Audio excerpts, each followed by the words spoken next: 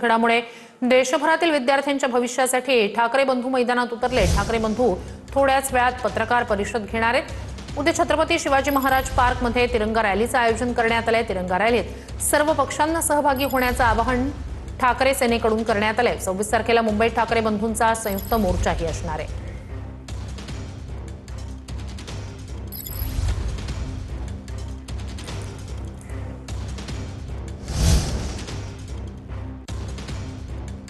थोड्याच वेळात ठाकरे बंधू यांची पत्रकार परिषद असणार आहे। अधिक या सगळ्या संदर्भात जाणून घेऊया आपले प्रतिनिधी दिनेश दुखंडे यांच्याकडनं।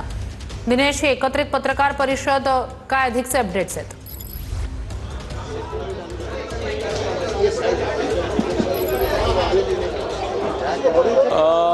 होय, थोड्याच वेळात राज ठाकरे यांचं निवासस्थान शिवतीर्थ इथे ठाकरे बंधूंची संयुक्त पत्रकार परिषद होते आहे। 26 जुलैला ठाकरे बंधूंनी शिवसेना, उद्धव बाळासाहेब ठाकरे पक्ष आणि मनसे यांच्या संयुक्त मोर्चाची घोषणा केलेली आहे आणि या मोर्चाची रूपरेषा कशी असेल, नियोजन काय आहे, या संदर्भातली माहिती देण्यासाठी ही पत्रकार परिषद आहे। त्याआधी राज ठाकरे त्यांच्या निवासस्थानी पक्षातील नेते पदाधिकाऱ्यांशी संवाद साधत आहेत। या मोर्चाचं नियोजन करण्यासंदर्भातलं हे बैठकीचं स्वरूप आहे। पण थोड्याच वेळात उद्धव ठाकरे हे शिवतीर्थ येथे येतील आणि मग या पत्रकार परिषदेला सुरुवात होईल। आपण याआधी बघितलं तर मराठी भाषा अस्मितेसाठी ठाकरे बंधू हे गेल्या वर्षी मैदानात उतरले होते आणि आता देशातील विद्यार्थ्यांच्या भवितव्यासाठी ठाकरे बंधू हे प्रत्यक्ष मैदानात उतरत आहेत। उद्धव ठाकरे यांनी दिल्लीत जाऊन CJP आंदोलनाला पाठिंबा दिला, त्या व्यासपीठावरही ते गेले।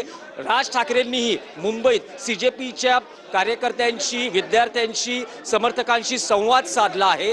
दोन्ही ठाकरे बंधूंचं या आंदोलनाला समर्थन आहे आणि मागणी प्रामुख्याने होते आहे धर्मेंद्र प्रधान यांच्या केंद्रीय मंत्रिपदाच्या राजीनाम्याची। तर या सगळ्या अनुषंगानं ठाकरे बंधू सविस्तर अशी भूमिका या पत्रकार परिषदेत मांडतील। थोड्याच वेळात ही पत्रकार परिषद शिवतीर्थ येथे आपल्याला TV9 मराठीच्या माध्यमातून लाईव्ह सगळ्या लोकांना पाहता येईल।